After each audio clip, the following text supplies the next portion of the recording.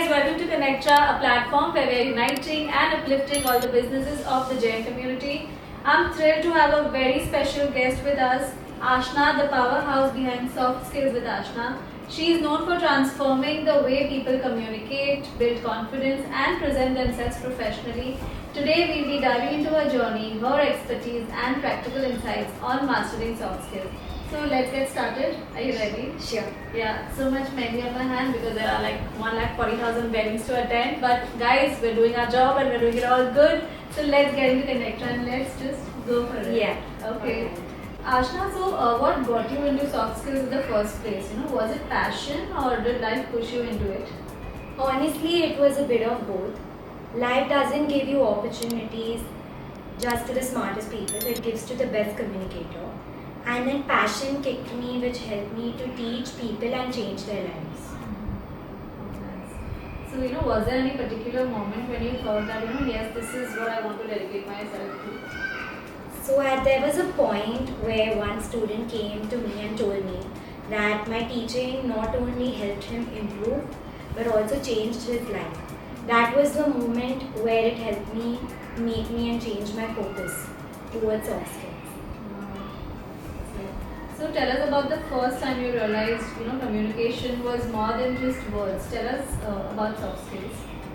So many a times people have this misbelief that communication, when you speak, people try to communicate what they're speaking. But communication isn't just about speaking, because when one speaks, I've seen that they use the same word and the sentence. One feels offended and the other one feels happy. So in order to make the best communication, you don't need to communicate just to speak, you need to communicate to make others understand what they feel.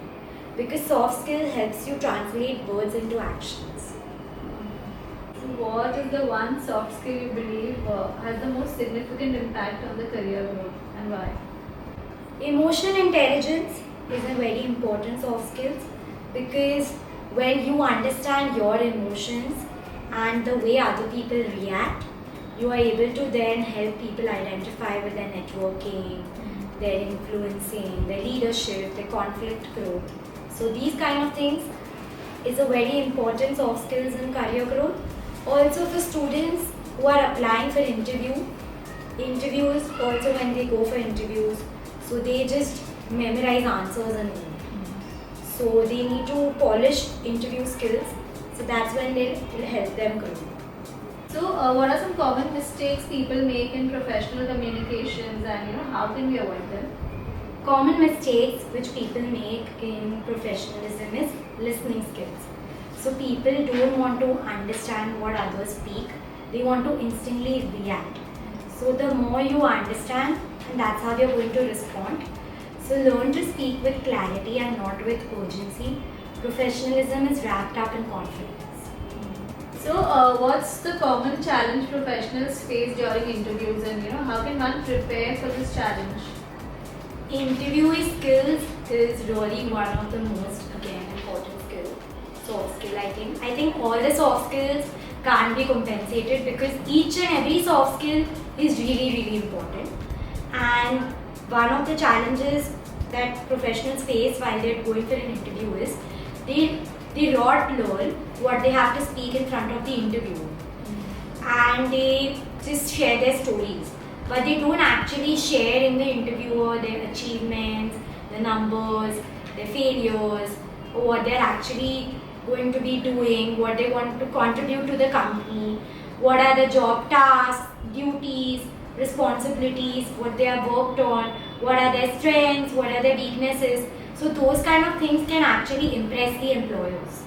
And I'm not just saying this because this is very bookish, but interviewers actually look at the way you communicate and carry yourself. And again, body language is also really very important. The way you present yourself, the way you answer, the way you talk, what to talk when, how much to talk. If you talk at a pause, if you talk without a pause, you just talk and the interviewer doesn't understand what you're saying. So the interviewer is going to judge and analyze your those skills also. So it's a very niche topic and I can go on and on about it. So, in your experience, how important is personal branding on LinkedIn or Instagram? And what are the key things everyone should do to improve their social presence? So personal branding on LinkedIn. LinkedIn again is a very important professional tool, and it is the heart and soul of the professional tool, because whatever you do reflects on LinkedIn. LinkedIn gives you good growth, networking opportunities, good maximization of profits, and secondly it also helps you in networking and keeping someone in a connection professionally, because you don't know when you would be requiring some assistance and guidance from someone. So very first important skill is show your expertise, show your knowledge, achievements, contributions, show what you have done, what you look forward to work with them as, what you can do, help them professionally. So that really adds value to your branding. Do you help in making a social page or something like that? Honestly, I guide students and professional people to change their LinkedIn, which will help them in reflecting on if any employer is hiring them. So they'll understand what is their key factor, because in LinkedIn, people don't put proper information, and the way they put it also, they don't put it properly. So when it is searching, like there's this thing called sourcing when you're doing business development in LinkedIn. So you go on LinkedIn, you go to the connections, you can use the keywords, and on those keywords also you can connect with people. So yeah, basically a guidance tool basically, which can help you in your branding as a professional or as a college student, or as any person. If you are having a business also, if you're having employment opportunities also, LinkedIn is the key branding tool. And when people approach me and come to me, I can definitely help them with the LinkedIn also. LinkedIn workshops also we do provide. Great. So yeah, since we're talking about interviews, one very important interview that goes on right now is the parent interview in a school, So then do you train parents for that kind of an interview? Yes, I do train parents as well when there is an interview going around in school, because many a times parents go for interviews like, let's say, Dhirubhai Ambani schools and Hill Spring, like Ivy schools basically, because parents sometimes want to send their students or their children to top-notch schools. Yes. So, and not everybody is going to get in top-notch schools, because looking at the population. So, very important thing I would train the parents is to keep calm and not get anxious, feel anxiety, because they have a lot on their plate. They think about 10 things on their mind when they are going for the interview. Like, what if I don't perform well? What if they bring about something and I don't know? What if I go blank? So I would just suggest each parent to go with the flow, understand what the interview is, because in every school the interview depends. So when you're approaching any school, it's better you first understand the school, how they're asking you interviews, you practice, you prepare, and based on that we do train parents for that. I'm coming for that training. Definitely looking forward to. So what role does professional etiquette play in today's workplace, and what are some simple but powerful etiquettes everybody should know? Etiquette is an invisible factor, and there are some common etiquettes which everybody is aware of. Please say please, thank you. These are courteous etiquettes. Now when we are coming to etiquettes in a business meeting etiquette, so sometimes every country wise also has a different business etiquette. Like let's say in China, there are tips to be given while you're doing a dining etiquette of 15%. Whereas when we are in India, if we don't give the tip, it's completely fine.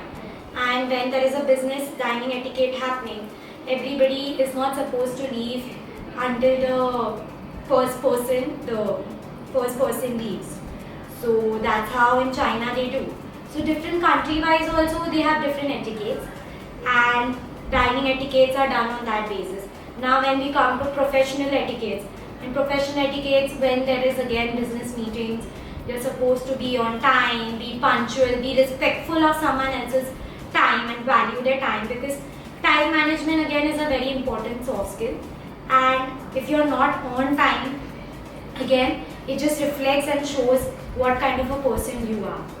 So meeting etiquette in that context, time management, then like if you're doing a presentation in your corporate, presentation in your college, like giving time to every topic you're doing, like 5 minutes per topic if there's a 30 minutes presentation. So knowing how to time yourself again is one kind of an etiquette. And also basic etiquettes I already addressed. Again for kids, there's dining etiquette. So when there's dining etiquette, kids don't want to sit in one place and eat food. And nowadays with the use of technology, parents try to divert their mind with TV, with something. So parents should know new innovative ways instead of technology to make them have their food in dining. Teach them basic mannerisms and stuff while eating food, not to spill, not to spill around, finish everything on time. That will help them in growing up, in their shaping their personality. So much to know. Yeah. So it's again a vast topic. So in challenging conversations, how can we ensure we are listening actively and responding effectively? In challenging conversations, listening is very important because people only listen what they want to listen. They don't listen to the other things and they pretend that they haven't heard that, which is one of the mistakes many people do. So I would say don't do that if you're doing that. Please listen to everything because that's not fair and that's not right. What you want to hear and what you want others to understand, you just speak that.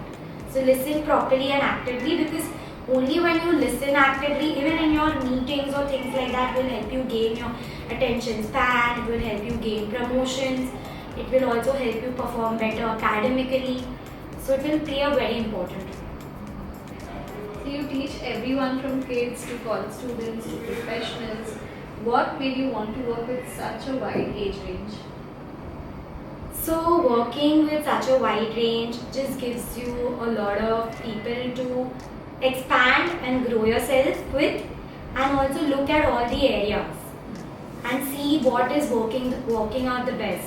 Because just sticking to one target audience like college students or professional people, I feel that just doesn't be fair to all the people, because sometimes I do have kids coming across and telling me, their mothers telling me that we want to enroll our kids in soft skills and stage fear, or let's say in the camps where they're speaking confidently and with their nerves like properly and performing and polishing themselves well.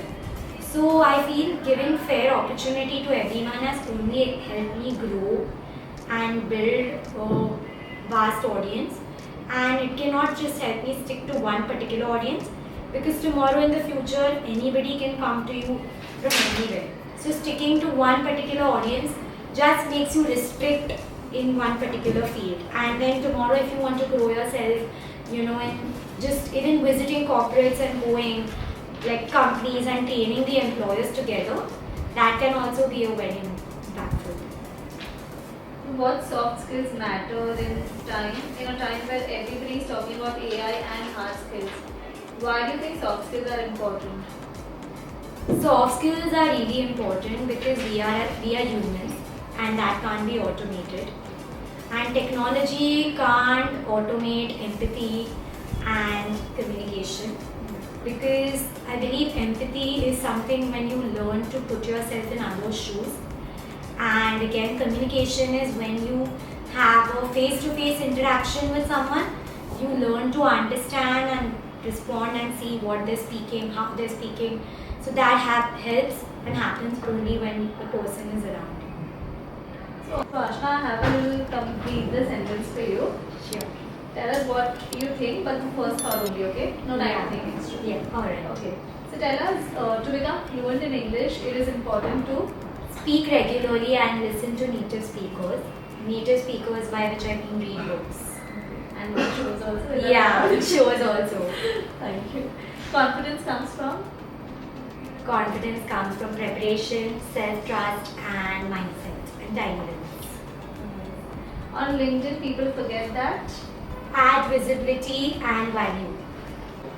your personal brand should always reflect of who you are and what you want to be, and you should not pretend of who you are not. Okay, that was done, I think. Thank you so much, Ashna. That was very, very insightful. So, guys, a huge thank you to Ashna for sharing her expertise and practical wisdom with us today. Make sure you follow Soft Skills with Ashna on Instagram for more such helpful content. Thank you so much for tuning in, guys. And for more such podcasts, please like, share, and subscribe to our YouTube channel. Thank you.